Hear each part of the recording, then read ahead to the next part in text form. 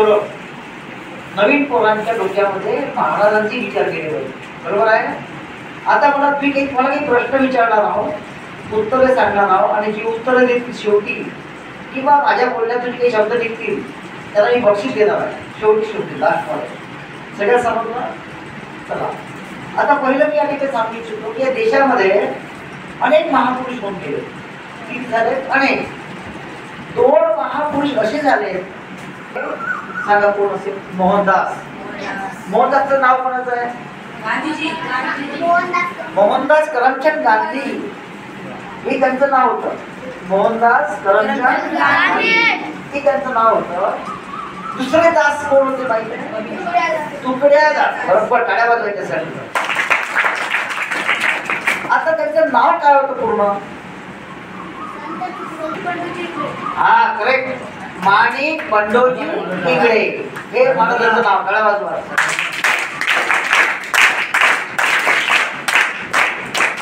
सगळ्यांना महाराजांचं नाव काय होतं? माणिक बंडोजी इंगळे हे त्यांचं नाव होतं. त्यांच्या आईचं नाव कोण म्हणतो? मंजुळा माता. बरोबर. बाबाजीचं नाव बंडोजी किंवा बंडोजी पंत इंगळे, ठीक आहे, किंवा नामदेव हे सुद्धा नाव होतं, ठीक आहे. त्यांच्या गुरुचं नाव संत आडकोजी महाराज. काय नाव होतं? जन्मगाव कोणतं? यावली. कोणतं होतं? जिल्हा अमरावती, ठीक आहे. आणि त्यांचं महानिर्वाण झालं ज्यावेळी ते शरीराने गेले आपल्यापासून. ते ठिकाण कुठलं होतं? गुरुकुंज मोझरी. कोणता? गुरुकुंज मोझरी. आता तुकडोजी महाराजांनी काय केलं हे आपल्याला माहिती पाहिजे. तुकडोजी महाराज जेव्हा ते लहान होते त्यांचं जीवन अतिशय गरिबीमध्ये गेलं. अनेक संकट, अडचणी, घरी दारिद्र्य होतं. शिक्षण, प्राथमिक शिक्षण त्यांनी घेतलं. पाहू लागले, लिहू लागले, कीर्तन करू लागले. त्या काळामध्ये गुरु कुठं राहायचे? वरखेडला राहायचे. कुठं राहायचे? आणि त्यांनी निरीक्षण केलं. आपण तेव्हा गुलाम होतो, कुणाची मुक्ती मिळवण्यासाठी महाराजांनी काय केलं? स्वातंत्र्याचा लढा उभारला. कुणासोबत? गांधीजींचं सुरू होतं 1942च्या काळामध्ये. चले जाओ पुस्तकामध्ये क्विट इंडिया मुवमेंट शब्द ऐकला? चले जाओ आंदोलन कोणी सुरू केलं? गांधीजींनी सुरू केलं. पुढे विरुद्ध सायंकाळच्या वेळेस काँग्रेसच्या नेत्यांना अटक करण्यात आली. परंतु स्वातंत्र्य लढ्याचे जे परिपत्रक होते, पॉम्पलेट्स होते, गावागावात पोहोचले होते. लोक तयार झाले होते की आता इंग्रजांना हाकून लावायचे. आणि मग राष्ट्रसंत तुकडोजी महाराजांनी दौरा केला. कुठला दौरा केला? चिमूर, आष्टी, यावली, बेनोडा, हिंगणघाट या सगळ्या गावांमध्ये दौरा केला. लोकांना जागरूक केलं की आपल्याला इंग्रजांना 3 दिवस. किती दिवस? 3 दिवस स्वातंत्र्य झालं. ते गाव कुठे जिल्ह्यामध्ये आहे? चिमूर हे गाव चंद्रपूर जिल्ह्यात आहे. चंद्रपूर जिल्ह्यात आहे. कोणतं गाव? चिमूर. आता तालुका आहे, बरोबर आहे? हो. आणि 1942च्या काळामध्ये भारतातलं एकमेव गाव स्वतंत्र झालं, त्याचं नाव आहे चिमूर. आणि स्वतंत्र करणारे नेते कोण त्यावेळेस? नाही, गुरुजी महाराज. त्यांची ती भजने. बरं, त्याचं कोणतं भजन होतं? त्या भजनामुळे लोक जागृत झाले. आणि झडुले शस्त्र पडेंगे, पत्थर सारे बाण पडेंगे, नाव लगेगी किनारे. हे गीत होतं. हे गीत कोणत्या भाषेत आहे? हिंदी का तेलुगू? मराठी? हिंदी भाषेमध्ये. तर आपली प्रार्थना कशामध्ये आहे? मराठीत आहे का? हिंदीत आहे. कारण हिंदी काय आपली राष्ट्रभाषा आहे. महाराजांनी काय विचार केला? हिंदीत काऊन लिहिली प्रार्थना? की तुम्ही जीवतीचे पोरं, समजा भविष्यात तुम्हाला काम नाही भेटलं, तुम्हाला जर जायची पाळी आली दिल्लीला, उत्तर प्रदेशमध्ये, मग कंपोट भरून का भाषा आली पाहिजे की नाही? तुम्हाला काय आलं पाहिजे? भाषा. तिकडे कोणती भाषा आहे? हिंदी. राष्ट्रभाषा हिंदी आहे. मग हिंदी भाषा आपल्याला आली पाहिजे म्हणून महाराजांची प्रार्थना सुद्धा कशी आहे? हिंदी भाषेत आहे. संपूर्ण भारतामध्ये ती गेली पाहिजे, सर्व लोकांना ती समजली पाहिजे, ते गायन झालं पाहिजे म्हणून हिंदीमध्ये प्रार्थना आहे. बरं, गीत हिंदी तो यार मराठी भजन आहे का नाही? अब काहे को तुम मजाते हो आते है नात हमारे हे गीत आहे की नाही? चल चल आपल्या गावाला राहू नको. कशात आहे? मराठीत आहे. किती आहे? दोन्ही भाषेत महाराजांनी काय लिहिले? भजन म्हणजेच गीत. कशा करता लिहिले सांगा? कशा करता लिहिले? भाषा आली पाहिजे, उच्चार आला पाहिजे आणि त्या भाषेचा शब्दाचा अर्थ समजला पाहिजे आणि तुमचं जीवन कसं जमलं पाहिजे? चांगलं झालं पाहिजे. आता चांगल्या गोष्टी शिकायला लागतात. आपण पहा गावामध्ये दही वाली बाई असते पहा. दही घेता का दही? म्हणजे ताक घेता का ताक? तूप घेता? आपल्याला म्हणते ती बाई तिला विकावं लागते. असं दिसते का? दारू घेता का दारू? दारूची आत्ताच काढायची असं म्हणजे कोणी वाईट गोष्ट सांगायची गरज नाही. आपोआपच नाही होते. पण चांगली गोष्टी विकावं लागते, सांगावं लागते, ट्रेनिंग द्यावी लागते. ट्रेनिंग सेंटर आहे की हे काय आहे? संस्कार वर्ग आहे. तुमच्या मनामध्ये चांगले संस्कार आणले पाहिजे याच्यासाठी आहे. तुम्ही चांगले बनले साध्यासारखे लोक बनाल, शिक्षक बनाल, कोणी मेजर बनेल, सैनिक बनेल, संरक्षण करेल काही देशाचं. आणि म्हणून चांगलं बनण्याकरता काय आहे? शिबिर आहे. काय? सर्वांनी शिबिर आहे.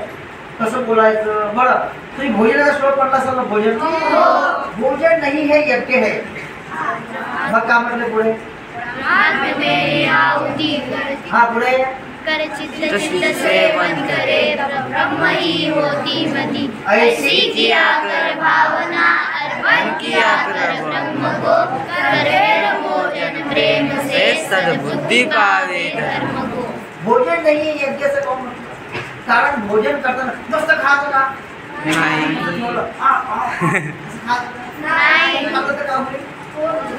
आपल्या शरीराला लागेल तेवढंच खायचं आहे. नाही समजलं का? आणि ते आठवण करायची आहे. भोजन कुणाकडे मिळते? हे जे आम्ही आता पाहत आलो शेत्यामध्ये कष्ट करतात शेतकरी. तुमचे आई वडील कष्ट करते का नाही? तेव्हा कुठं आपलं अन्न मिळते. महाराजांनी काय विचार केला की देशामध्ये शेतकरी कष्ट करते म्हणून तुम्हाला आम्हाला खायला शेती बंद करू द्या. बरं खायला मिळेल का? शिबिरामध्ये भात खायला भेटेल का? पोळ्या खायला भेटेल का? वांग्याची भाजी खायला भेटेल का? नाही. म्हणून शेतकरी हा जगला पाहिजे, त्याचा उन्नत झाला पाहिजे, त्यांची मुलं चांगली झाली पाहिजे, काटकसरी झाले पाहिजे. गोष्टी झाले पाहिजे का? काही पुरं खरे खातील, तंबाखू खाते का नाही गावात? तुम्ही खाल का? तंबाखू खायला का होते? हा ते बघा सांगितलं. तंबाखू की नाही? सुपारी दातात प्रेशर दाबल्यामुळे गावाचे दातावरती प्रेशर येते. त्याच्यातले जे सेल्स आहे ते कमजोर होऊन जाते आणि दात खाली पडतात. बरोबर आहे? मग समोर जेवण सुद्धा करता येत माणूस 50च्या आतच माणूस म्हातारे होऊन जातात. म्हणून तुम्ही खरा खायचा नाही. दारू प्यायची का? दारू पिला तर काय होते? हा इज्जतही जाते आणि आजार होते, किडन्या खराब होते, लिव्हर खराब होते. म्हणून हे जे व्यसन आहेत हे व्यसनापासून दूर राहिलं पाहिजे. गुरुजी हे सांगते का नाही? हे गुरुजी, हे सगळे गुरुजी कशासाठी आले आहे की तुम्ही व्यसनांपासून दूर राहिलं पाहिजे.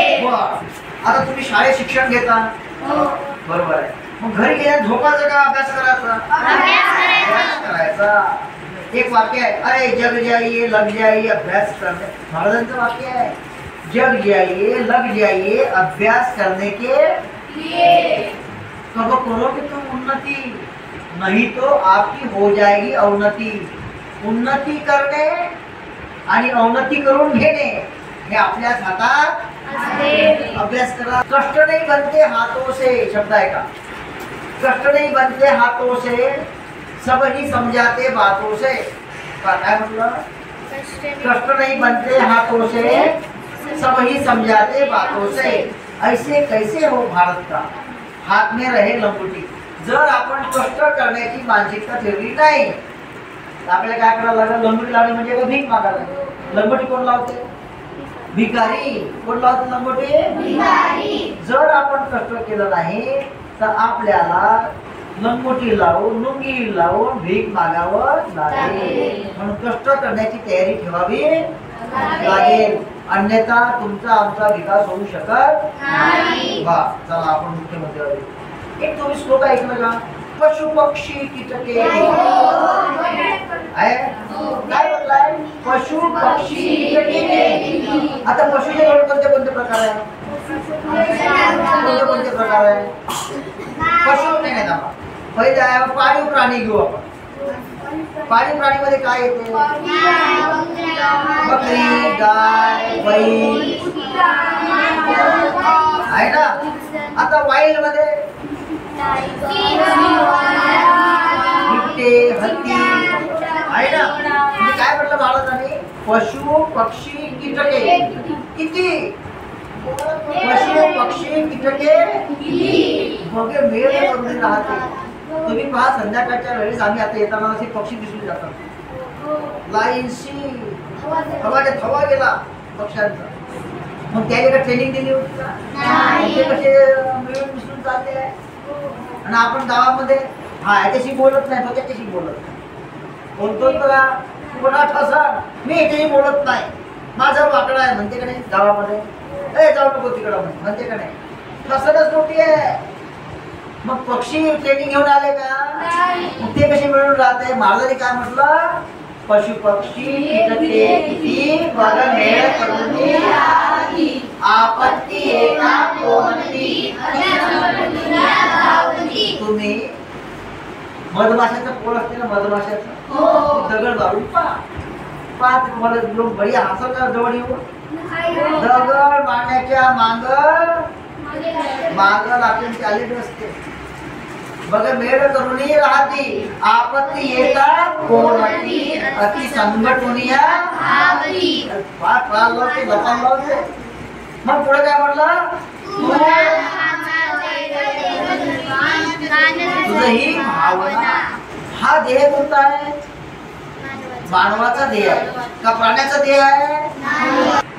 असं खंबीर पाहिजे तेव्हा माणूस बनतो.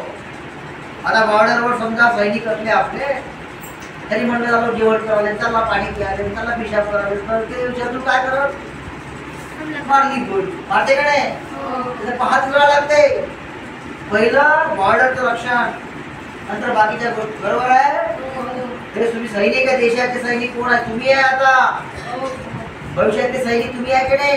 ह्या मुली सुद्धा ह्या सगळ्या तुमच्या बहिणी आहेत, आहे की नाही?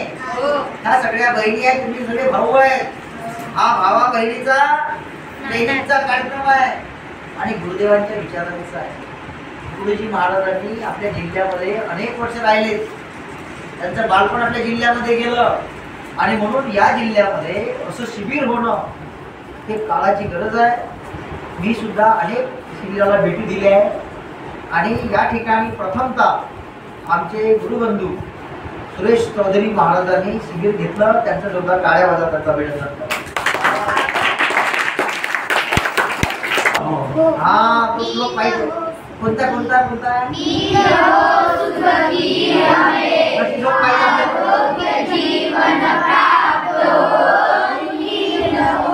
हा श्लोक घरी आई वडील जर असले थांबा थांबा थांबा श्लोक होऊ द्या म्हणायचं. झोपते हा थांबा थांबा थांबा थांबा. ए मोबाईल बंद करा सांगा घरच्या लोकांना.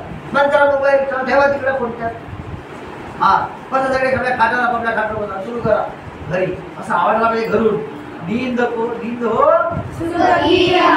असा आवाज. बाकी लोक अरे घर खूप चांगलं आहे, महाराजांच्या विचाराचं घर म्हणून द्या आणि कसे बना तुम्ही. त्याचं लगेच झोपून देतो का विसरून जात. आता हे शिकवलं महिनाभर त्या 10-15 दिवस घरी गेला का विसरला. असं करायचं अजिबात नाही, अजिबात नाही. आणि व्यवस्थित गुरुजी भेटले नमस्कार करायचं. कोणते गुरुजी असेल, आपले शाळेत शिक्षक असेल गुरुजी त्याला पायाला नमस्कार करायचं. आई वडिलांना पायाला नमस्कार करायचा, त्या पाया लागायचं. काही लोक काय म्हणतात मी नाही लागत पाय. असं जन्म कोणी दिला? आई वडील. रक्षण कोण करते, जेवण कोण देते? आपल्याला आई वडील. आपल्याला जेव कोण आहे? आई वडील. पहिले आई वडील, गुरु यांचा सन्मान करायचा. सगळ्यांना लक्षात ठेवा, ही गोष्ट विसरायची नाही. आणि हे आपण जर आत्मसात केलं, ठीक आहे. पुढे एक शेवट 5 मिनिटं आपल्या जीवनामध्ये आजच्या काळामध्ये 4 सी ची गरज आहे. 4 सी. कॉम्पिटिशन, पहिला number computer, computer, confidence, character, competition. हा कॉम्पिटिशन, असे 4 सी सांगितले आहे. हे तुमच्या आयुष्यामध्ये नेहमी कामात पडणार आहे. तुम्ही हा फॉर्म्युला लक्षात ठेवा, म्हणजे तुम्हाला आयुष्यात जे काही संकट आहे, समस्या आहे, त्या दूर करता येईल. धन्यवाद. हा काही बोलता येणार नाही, आता वेळ झालेला आहे. तर